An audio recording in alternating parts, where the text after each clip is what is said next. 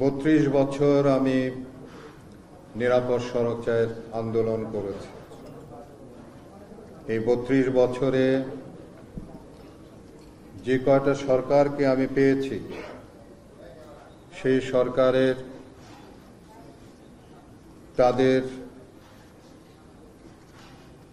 কোনো রকমের সাহায্য সহযোগিতা পাইনি।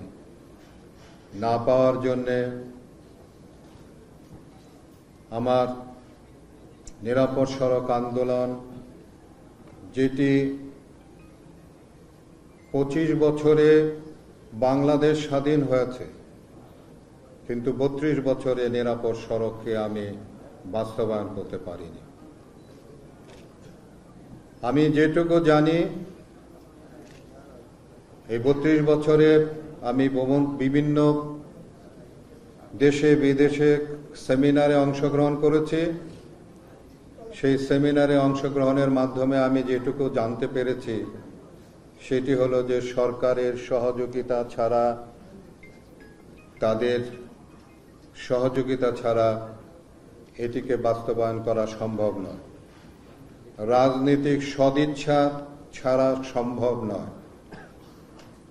তো যে কারণের জন্যে এই 32 বছরে আমি রাজনৈতিক সহযোগিতা আমি পাইনি।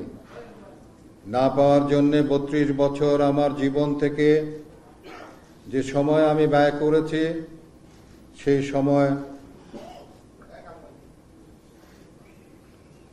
সেই সময়টি আমার আমি বলবো যে ব্যর্থতাই হয়েছে।